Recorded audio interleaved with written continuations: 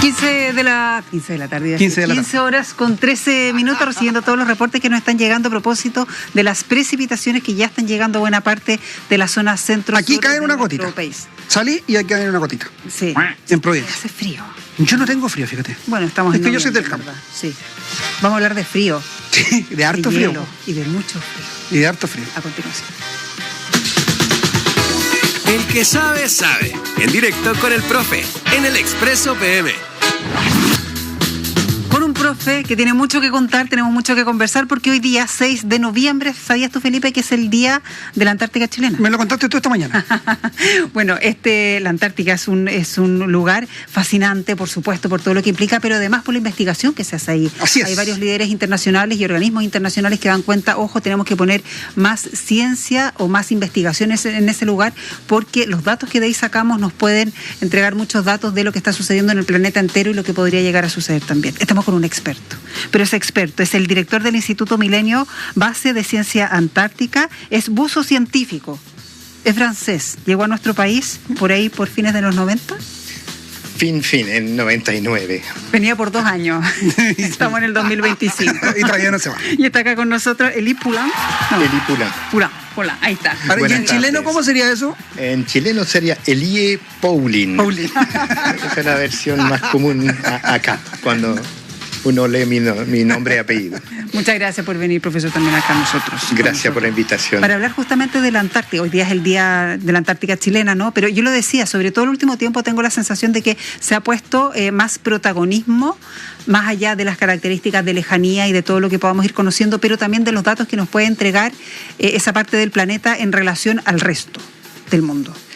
Sí, se considera, yo diría, cada vez más en la Antártica como un laboratorio natural que finalmente está poco afectado directamente con nuestra presencia. Sí está afectando con nuestro efecto, y de hecho el cambio climático en zona polar, que sea el Ártico o la Antártica, son de las zonas más afectadas, donde podemos realmente seguir un poco el proceso, y nosotros en particular estamos viendo los efectos del cambio climático sobre la biodiversidad, que es algo que es muy difícil de estudiar finalmente, porque si miramos en Chile, en cualquier otro país, la biodiversidad sufre más bien por otra causa en este momento: la agricultura intensiva, la deforestación, la contaminación, la especie invasiva, etc. Entonces, entender el efecto del cambio climático sobre la biodiversidad, hay que buscar un lugar donde todos esos otros estresores de la biodiversidad no están. Y la Antártica es realmente el lugar perfecto para eso. También en términos de cambio climático sabemos que son la reserva de agua dulce más grande, y en términos de aumento de nivel del mar, aquí está el potencial más grande, con lo mayor efecto que podrían tener, obviamente, a largo plazo en el caso de la Antártica. Es muy distinto del Ártico. El Ártico es solamente un océano con una capa muy delgada de hielo que va a desaparecer probablemente luego. Ya tenemos verano donde se prevén que no habría hielo por ningún lado en el Ártico, pero es un hielo que se forma en invierno. La Antártica es un continente que puede tener más de 2 kilómetros de hielo encima. Es un campo de hielo, es un glaciar gigantesco. Por eso que es muy distinto esas dos situaciones, y el impacto en términos de nivel del mar obviamente será mucho mayor a largo plazo que el del Ártico. Hay que partir de la base que el cambio climático existe, no como un señor en Norteamérica que dice que no. Bueno, es un invento. Hay mucha evidencia. El tema del cambio climático es un tema recurrente. La Tierra, el planeta, ha vivido bajo cambio climático permanente y a veces de amplitud mayor. Saben que hace 40, 60 millones de años la Antártica era un continente con bosque, con mucha diversidad animal, etc. Era un continente como los demás. Y se congeló enteramente. Eso sí es muy interesante, porque es un lugar también que ha sufrido en el pasado tremendos cambios climáticos, y ya observando un poco la fauna actual podemos entender cómo esos cambios climáticos ha afectado esa biodiversidad. El cambio actual es distinto, en el sentido que es brusco, es rápido. todavía no es de una amplitud grande comparado a esos cambios que observamos a 1.000.000 de años. El problema es que es muy rápido. Y entonces la capacidad de adaptación de la vida es un proceso lento. Y aquí está realmente el problema del cambio climático en términos de la biota, de la especie que viven, es saber si van a lograr adaptarse a esos cambios o si solamente van a enfrentar problemas de extinción entrar en una nueva crisis de extinción mayor en el planeta. Estamos viendo unas imágenes bien impresionantes, lo comentábamos fuera de micrófono también, lo precioso, lo misterioso, lo enorme que es esa parte del planeta. Usted, profesor, doctor, es buzo científico. O sea, haciendo buceo ahí, que uno se imagina las características, ¿qué es lo más impresionante que le ha tocado ver? Bueno, yo creo que bucear primero cerca de los témpanos, de esos grandes bloques de hielo que flotan en el agua, que pueden llegar a varios cientos de metros. Yo no, pero y estar al lado de esos monstruos de hielo con ese color azul que refleja el sol, ya es un paisaje, una visión ahí fantástica. Y obviamente la fauna que uno puede encontrar allá. Primero estar rodeado de pingüinos que bucean al lado, algún encuentro menos agradable como la foca leopardo, que el depredador tope allá en la Antártica, que podría representar algún peligro. ¿Puedo estar cerca? Sí, claro, sí. ¿Pero con amenaza? Son curiosos, no.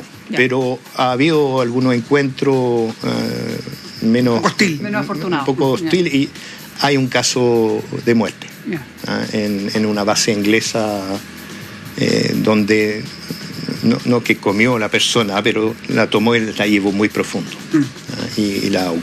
Entonces, es el único caso hasta ahora, a pesar de haber habido mucho encuentro. Pero como también le pone un poco de pimienta, de adrenalina al buceo, obviamente, de saber eso. Un poco alguien que va a bucear con que encuentra un tiburón, obviamente hay algo, aunque los riesgos, como le digo, no son grandes. Pero esas son experiencias también que marcan. Y bueno, uno también se pregunta, ¿y qué hay debajo del mar? En esas aguas gélidas hay zonas donde el agua nunca logra superar 0 grados. Uno bucea en agua a -1 y finalmente hay una fauna muy diversa. Los invertebrados, hay erizos, hay esponjas, anémonas, un poco el mismo tipo de fauna, aunque son especies totalmente distintas, pero son finalmente los mismos grandes grupos que encontramos en la Antártica, bastante diversos los fondos marinos. No sé si hay algunas imágenes, pero son también paisajes magníficos durante esos buceos. ¿Su experiencia le indica que nosotros como el ser humano en general es consciente de la importancia que tiene la Antártica, que cuida ahí, digamos, el ser humano, ¿no? ¿Tiene esa conciencia de que hay algo que hay que atender? Es difícil porque todo lo que está lejos es difícil tomar conciencia, es poco conocido. Muchas veces uno tiene la imagen de un hielo, un grande hielo donde no hay nada. Entonces, claramente no se toma la dimensión de la importancia de ese continente, a pesar que cada vez más la gente quiere ir allá. El turismo se ha visto con un incremento bastante importante. Hay un interés en las personas de visitar esos lugares. Por un lado, porque también sigue siendo un lugar de difícil acceso, donde uno tiene que enfrentar, en nuestro caso, el paso de Drake para llegar allá, que es una pequeña aventura, porque si le toca un temporal se va a acordar. Sí, y son muchas zonas todavía casi inexploradas. Entonces es como uno de los últimos gran terrenos de aventura que se ofrece, donde poca gente han ido y bastante virgen en términos de fauna, de ambiente. No hay un riesgo ahí. Yo entiendo que todavía es muy exclusivo ese tipo de turismo, pero que empiece a llegar gente allá, ¿es riesgoso? Bueno, llegan gente, yo creo hablando 100.000 turistas al año ya, y ha ido en aumento. Hay problemas aquí de regulación. Sabés que la Antártica es un territorio que está bajo jurisdicción de un país que puede decir será así, vamos a hacer así, sino que es un tratado donde un número importante de países tiene que tomar la decisión juntos. Y esas decisiones se toman por consenso. Es decir, basta que un país diga yo no estoy de acuerdo y ya no se puede tomar ese acuerdo. Entonces es muy difícil, aunque el Tratado Antártico ha sido muy exitoso porque ha logrado mantener la Antártica, aparte de siendo un continente de paz, de colaboración, de ciencia, ha sido muy exitoso este ámbito, pero la gobernanza es un problema porque poner de acuerdo a muchos países en el mismo tiempo es difícil, más aún cuando hay interés económico, como en el caso del turismo. Entonces, actualmente cada uno de los países donde se genera turismo antártico tiene que tener su propia regulación, pero finalmente bien complejo de pensar y regular el turismo, y en la última reunión del Tratado Antártico, donde se juntan entonces los representantes de todos esos países, incluyendo Chile, que miembro, que formó parte de la firma del tratado, se ha discutido bastante ese tema, pero sigue, yo diría, en este momento en tema de discusión.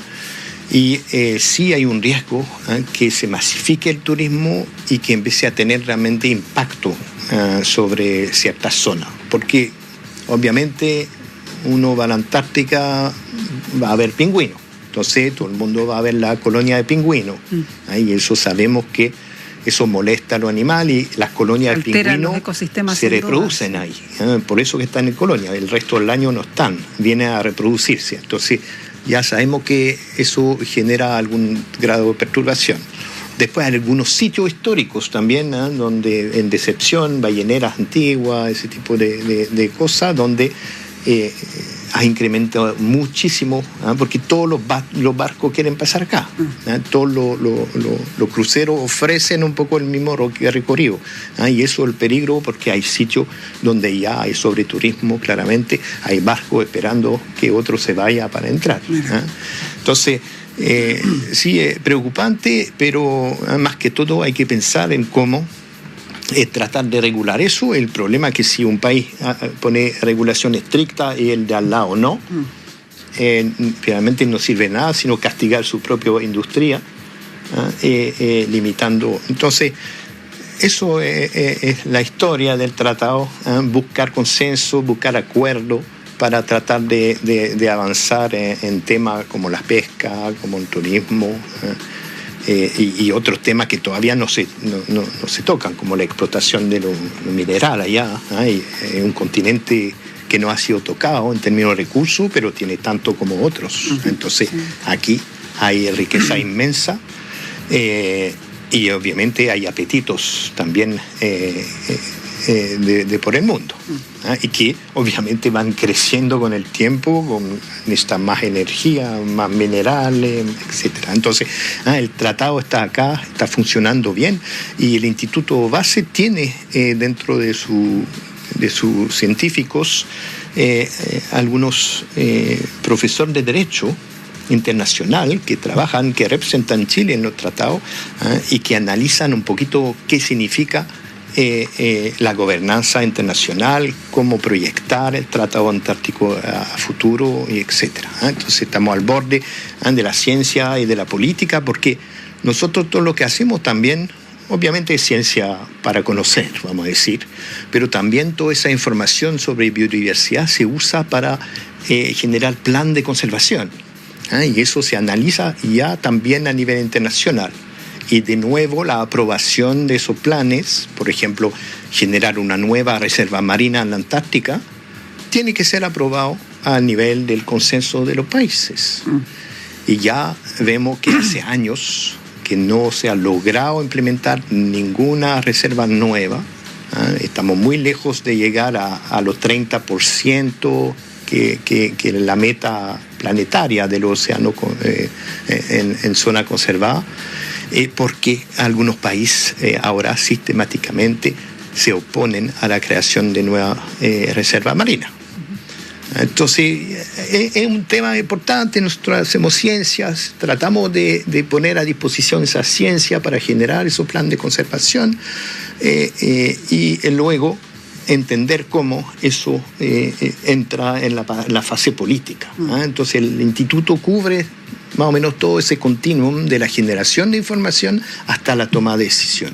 Y eso es bien importante para nosotros. No solamente hacer ciencia como se hace en general y uno escribe un informe, lo pasa y se va. No, nosotros tenemos gente que van con el informe a defenderlo, a discutirlo, etcétera.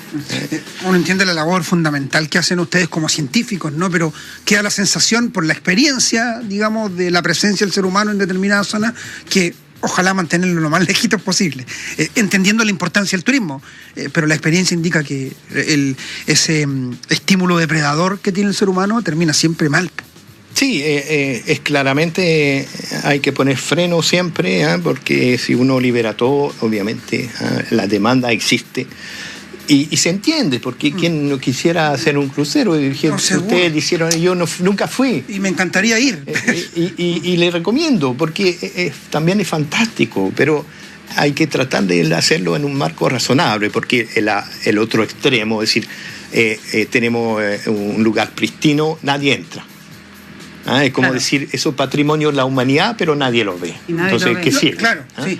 Entonces hay que lograr un consenso entre eso y acomodar un poco y hacer finalmente actividad sustentable, pero con esa dificultad aquí, que es fácil de regular su parque nacional en Chile y decir, vamos a dejar entrar tantas personas al año o tantas personas al mismo tiempo. La Antártica no se puede hacer porque hay que llegar con los consensos. Afortunadamente hay otras formas de conocer la Antártica sin tener que ir, aunque a todos nos gustaría, por cierto, pero justamente por estos días, como hoy es el Día de la Antártica Chilena, tienen distintas presentaciones, incluso hay un tema de un lanzamiento de un libro, ¿no? Sí, y justamente cuando hicieron esa pregunta sobre la conciencia de la importancia de la Antártica, yo creo que esta publicación va en ese sentido, demostrar un poquito los esfuerzos que se están haciendo para introducir desde la más temprana edad la idea, el conocimiento de ese continente, de su importancia, y yo creo que más aún para un país como Chile, que es un país antártico, primero porque es uno de los países que reivindica territorio allá, es uno de los primeros países que ha instalado base, pero también porque está muy cerca. Es el país con Argentina que se acerca realmente lo más a Antártica, y no solamente hablamos de distancia, sino que si uno mira, por ejemplo, la diversidad marina del sur de Chile, de Patagonia, hay mucha similitud con Antártica. Es decir, que el único lugar en el mundo donde toda la biodiversidad antártica llega hasta ese continente. Si uno mira en Australia, Nueva Zelanda, ya es totalmente distinto. Pero esa punta de Chile con esa península, la punta de la Antártica, todavía claramente comparten mucho. Entonces, muchas veces se habla, por ejemplo, de Chile, Punta Arena, puerta de entrada a la Antártica, pero yo creo que una antesala, es más que una puerta de entrada. Ya podemos ver, si uno va a bucear al extremo sur, en Patagonia, en Puerto William, en Punta Arena, va a reconocer especies que ha visto la Antártica, aunque no son exactamente la misma especie, pero ya son parientes muy cercanos. Buenísimo. Bueno, para quienes quieran conocer más, el libro es el próximo jueves, 13 de noviembre. Se va a hacer este lanzamiento. Hay que inscribirse en Milenio Base, @MilenioBase. Esas son las redes sociales de base de biodiversidad de ecosistemas antárticos y subantárticos, @MilenioBase. Hay entradas gratuitas ahí, previa inscripción, el 13 de noviembre a las 9 de la mañana. Y esto es en el MUD, ¿no? En el MUD está la proyección. las proyecciones que también están haciendo por estos días, ¿no?, de imágenes de la Antártica. Sí, esa pantalla gigantesca que está a la entrada al metro, cuando uno toma el metro o llega del metro para entrar al MUT, hay una pantalla gigante y algunos horarios están proyectando esa imagen muy linda, pero en una pantalla gigantesca. Entonces ya no necesitan viajar después. Es tan impresionante que hay que ir abrigado porque le va a dar frío. Claro, le va a dar frío. Ya saben que es por el Día de la Antártica Chilena, justamente lo de los libros en Providencia. Se va a celebrar todo el mes el mes de la Antártica, en la Providencia el libro, y en el MUT ahí para que vaya a ver las proyecciones. Precioso también, sí, da como frío ver las imágenes de la Antártica y con la preciosa fauna que está ahí además. Claro, y quiero mencionar de todas maneras que el Instituto Base, claro, es ciencia y gobernanza, etcétera, pero tenemos el compromiso, la obligación moral de hacer esa difusión. El libro es gratuito, eso sí. Sí, claro, el Instituto Milenio es financiado con fondo público, entonces todo lo que producemos está a disposición. Pero tenemos dentro del instituto todo un equipo de comunicación muy eficiente, de hecho, que Nadia, que me acompaña hoy, que nos va a hablar, pero que siempre está al lado de nosotros, datos, sí. Y que nos dice, oye, conseguí una entrevista acá, una televisión ahí, conseguí la pantalla del MUT para mostrar imágenes. Es decir, eso para nosotros es fundamental, que lo que hacemos se pueda entender de por qué se hace. Porque, claro, gastando recursos públicos, en algún momento hay que justificar y explicar por qué el país tendría que gastar ese dinero. Entonces hay que mostrar lo que se hace y hacer entender de por qué se hace. Profesor, le queremos agradecer mucho, doctor. Es director del Instituto Chileno Base Ciencia Antártica, es buzo científico francés, un chileno más ya a esta altura. Sí. Dile tú. ¿El Lipulón? Lipulón. Muy bien. El Lipulín. En chileno. Paulín, en chileno. Muchas gracias. Gracias a ustedes y feliz día en la Antártica. Tal cual, sí, medio frío. ¿Viste? Sí. Por eso va a llover, por eso hace frío. Está lloviendo. Sí. En cada casa está Popeye, con sus clásicos jabones y detergentes, lleva más de 76 años cuidando la piel de toda la familia. Popeye, recuerden, es ese olorcito de Chile.